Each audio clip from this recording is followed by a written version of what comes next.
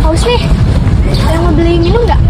Boleh deh, Satu ya? Satu ya, aku nitip ya. Iya, nitip tas ya? Oke, siap. Kita taruh. Kasih, Mas.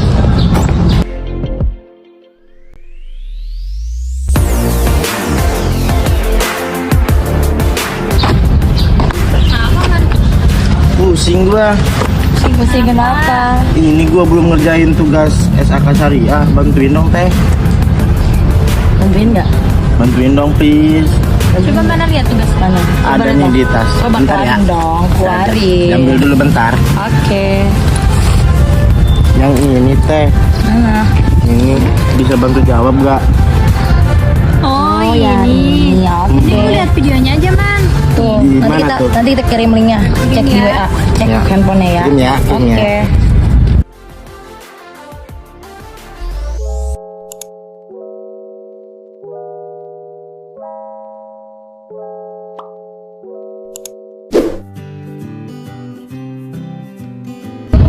Meskipun konsep keuangan Islam dapat kita telusuri sekitar tahun 1400 yang lalu, namun sejarah baru-baru ini baru dapat ditelusuri pada tahun 1970-an, di mana pada saat itu mulai muncul bank-bank Islam di Arab Saudi dan Uni Emirat Arab. Bahrain dan Malaysia merupakan salah satu puncak unggulan pada tahun 1990-an. Sekarang diperkirakan bahwa di seluruh dunia terdapat 1 triliun US dollar aset yang dikelola oleh keuangan syariah. Keuangan Islam bersandarkan pada peraturan hukum Islam, di mana sumber utamanya adalah Al-Quran serta praktik dan ucapan Nabi Muhammad SAW. Banyak sekali dalam konteks keuangan Islam yang menekankan pada keadilan dan juga kemitraan. Menurut sejarah, akuntansi syariah telah ada sejak diturunkannya Al-Quran pada tahun 610 Masehi, yakni 800 tahun lebih dahulu dari Luca Pacioli yang menerbitkan buku sebagai dasar akuntansi pada tahun 1494 Masehi. Setelah munculnya Islam di semenanjung Arab di bawah pimpinan Rasulullah Shallallahu Alaihi Wasallam dan terbentuknya Daulah Islamiyah di Madinah yang telah memiliki Baitul Mal, yaitu lembaga keuangan atau pencatatan keuangan yang berfungsi sebagai bendahara negara dan penjamin kesejahteraan sosial. Nah, lembaga keuangan tersebut telah menerapkan sistem keuangan akuntansi yang disebut dengan Kitabat Al-Amwal atau pencatatan uang. Rasulullah Shallallahu Alaihi Wasallam sendiri telah mendidik secara khusus beberapa sahabat untuk menangani profesi akuntan, yaitu disebut dengan Hafazatul Amwal atau pengawas keuangan. Setelah meninggalnya Rasulullah Shallallahu Alaihi Wasallam, kemudian dilanjut oleh para sahabat, yaitu Khulafaur Rasyidin, dengan membuat undang-undang akuntansi yang diterapkan untuk perorangan, perikatan atau syarikoh atau perusahaan, akuntansi wakaf, hak-hak pelarangan penggunaan harta atau hijir, dan anggaran negara. Berkembangnya sistem akuntansi syariah di Indonesia tentu tidak luput dengan berdirinya beberapa lembaga-lembaga syariah, khususnya Bank Umum Syariah atau BUS. Bank Umum Syariah yang pertama yaitu Bank Muamalat Indonesia atau BMI. Pendirian lembaga juga tentu tidak mudah. Banyak serangkaian proses yang dilakukan oleh sejumlah masyarakat dan pemangku agama Islam agar terwujudnya muamalah yang berlandaskan Islam. Sebelumnya, kegiatan ini juga dimotori oleh beberapa tokoh Islam terkemuka di Indonesia seperti Ikatan Cendekiawan Muslim Indonesia atau ICMI dan Majelis Ulama Indonesia atau MUI.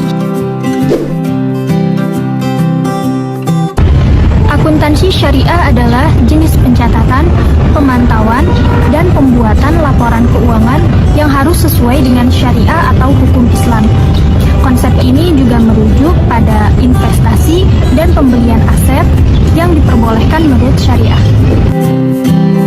Semakin banyaknya pengelolaan keuangan secara syariah, Di banyak negara juga semakin banyak permintaan pencatatan akuntansi syariah yang mulai dimunculkan. Seperti yang sudah kita bahas sebelumnya, praktik umum keuangan dan perbankan Islam muncul bersamaan dengan berdirinya Islam. Namun, pembentukan keuangan Islam formal baru-baru ini terjadi pada abad ke-20. Sektor keuangan Islam tumbuh 15% sampai 25%, sementara lembaga keuangan Islam mengawasi lebih dari 2 triliun US dollar. Untuk perbedaan antara keuangan konvensional dan keuangan syariah terjadi pada beberapa praktik dan prinsip yang digunakan dalam keuangan konvensional sangat dilarang keras berdasarkan hukum syariah. Standar akuntansi keuangan syariah ini berlandaskan pada konsep-konsep akuntansi umum, di mana telah disesuaikan dengan prinsip-prinsip akuntansi syariah lainnya. Konsep ini tercermin pada kerangka dasar penyusunan dan juga penyajian laporan keuangan akuntansi syariah yang menjadi dasar dalam standar keuangan akuntansi syariah. Hal-hal yang diatur oleh standar akuntansi keuangan syariah adalah setiap transaksi syariah yang tentunya berlaku untuk pihak-pihak yang melakukan transaksi syariah tersebut. Saat ini, transaksi utama telah diatur dalam standar akuntansi keuangan syariah, seperti istisna, jarah, murabah, dan lain sebagainya. Kerangka dasar penyusunan dan juga penyajian laporan keuangan akuntansi syariah ini merupakan pengaturan akuntansi yang memberikan konsep yang mendasari penyusunan dan juga pelaporan terkait transaksi syariah. Berbeda dengan kerangka konseptual pelaporan keuangan pada SAK umum, pada KDPPLK ini memberikan konsep dasar terkait paradigma, asas yang terkait dengan transaksi syariah dan juga karakteristik yang terkait dengan transaksi syariah. Asas yang tertera pada KDPPLK diantaranya adalah pertama, ada persaudaraan, kedua ini adalah keadilan, ketiga kemaslahatan, keempat adalah keseimbangan, kelima adalah universalisme. Beberapa karakteristik dari akuntansi keuangan syariah ini. Pertama adalah tidak boleh mengandung unsur riba. Kedua, tidak mengandung unsur kezaliman. Ketiga, tidak boleh mengandung unsur maisir. Keempat, tidak boleh mengandung unsur garam dan juga tidak boleh mengandung unsur haram.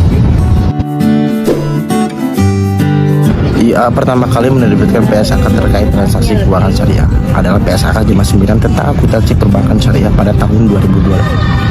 Seiring perkembangan lembaga keuangan syariah, mulai tahun 2007, ia kemudian menerbitkan SAK khusus untuk transaksi syariah yang dipisahkan dari penoraman SKU umum. Penomoran SKU umum dimulai dari 1 sampai dengan 100, sedangkan SAK syariah dimulai dari nomor 101 sampai dengan seterusnya. KDPPLK ini pertama kali disahkan oleh Dewan Standar Akuntansi Keuangan Ikatan Akuntansi Indonesia (DSAK IAI) pada 27 Juni 2007 dan masih berlaku hingga saat ini.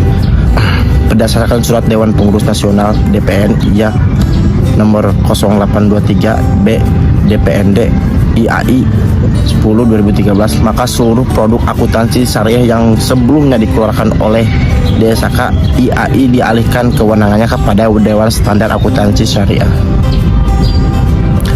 atau DSAIA. EIE sebagai lembaga yang berwenang dalam menetapkan SAK dan audit bagi berbagai industri merupakan elemen penting dalam pengembangan perbankan syariah di Indonesia, di mana perekonomian syariah tidak dapat berjalan dan berkembang dengan baik tanpa adanya SAK yang baik. Untuk itulah, maka pada tanggal 25 Juni 2003 telah ditandatangani nota kesepakatan antara Bank Indonesia dan EAI untuk kerjasama penyusunan berbagai standar akuntansi di bidang perbankan syariah, termasuk pelaksanaan kerjasama riset dan pelatihan pada bidangnya sesuai dengan kompetensi EAI. Badan yang menerbitkan standar akuntansi Islam saat ini adalah The Accounting and Auditing Organization for Islamic Financial Institution yang didirikan pada tahun 1991 di Bahrain. Sebelumnya SAK Syariah masih disusun oleh DSAK Strip IAI. Kemudian berdasarkan surat DPN Strip IAI nomor 0823 Strip B garis miring DPN Strip IAI garis miring 6 garis miring 2013 dialihkan kewenangan penyusun SAK Syariah ke Dewan Standar Akuntansi Syariah atau DSAS Strip IAI. DSAS bertugas dan bertanggung jawab atas melakukan perumusan, pengembangan dan pengesahan SAK Syariah, buletin teknis syariah, dan produk lain terkait SAK Syariah. Menjawab pertanyaan dari pemerintah, otoritas, asosiasi, dan lembaga luar negeri yang terkait dengan SAK Syariah. DSAS dalam melakukan penyusunan SAK Syariah mengikuti due process producers yang ditetapkan oleh peraturan organisasi EAI.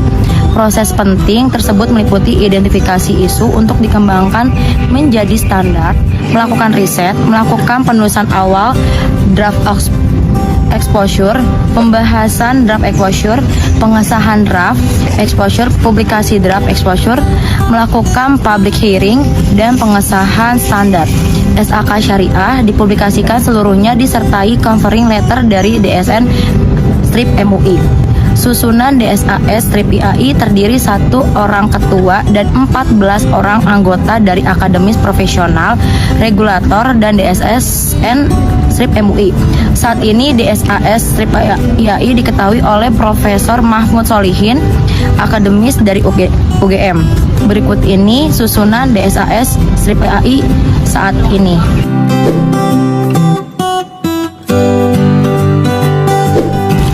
SAK Syariah digunakan oleh entitas yang melakukan transaksi syariah, baik entitas lembaga syariah maupun lembaga non-syariah.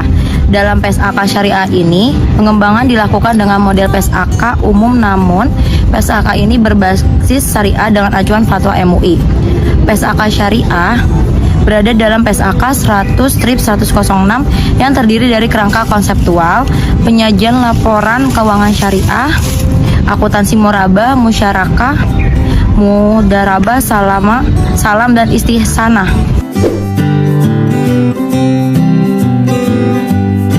SAK Syariah yang berlaku efektif pada 1 Januari 2021 terdiri dari 1 KDP PLKS, 13 PSAK, dan 2 ISAK. Berikut ini adalah daftar lengkap SAK Syariah yang berlaku efektif Januari 2021. PPLKS Kerangka Dasar Penyusunan dan Penyajian Laporan Keuangan Syariah 2007, PSAK 59 Akuntansi Perbankan Syariah 2002, kemudian PSAK 101 Penyajian Laporan Keuangan Syariah 2019, kemudian PSAK 102 Akuntansi Murabahah 2019, kemudian PSAK 101 Akuntansi Salam 2016, kemudian PSAK 104 Akuntansi Istinsat 2016, kemudian PSAK 105 Akuntansi Mudaharabah 2007, kemudian PSAK 106 Akuntansi Musyarakah 2007, kemudian PSAK 107 Akuntansi Ijarah 2016, kemudian PSAK 108 Akuntansi Transaksi Akuntansi Syariah 2016, PSAK 109 Akuntansi Zakat Infak atau Sedekah 2010, kemudian PSAK 110 Akuntansi Sukuk 2020, kemudian PSAK 111 Akuntansi WAD 2020, kemudian PSAK 112 Akuntansi Wakaf 2018, dan kemudian ISAK 101 Pengakuan Pendapatan Murabahah Tangguh Tanpa Risiko Signifikan Terkait Kepemilikan Persediaan 2019, kemudian ISAK 102 Penurunan Nilai Piutang Murabahah 2019. SAK Syariah secara umum mengatur transit berbasis akad syariah, bukan entitas yang melakukan transaksi entitas, sehingga status SAK Syariah bukan merupakan pilar SAK namun sebagai perlengkap bagi 3 pilar SAK lainnya. Ini mah gampang atuh, ngerti gua, orang kemarin udah diajarin, guanya aja lupa.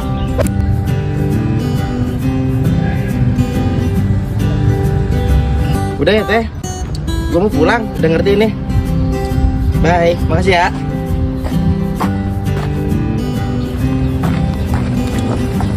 Good ya.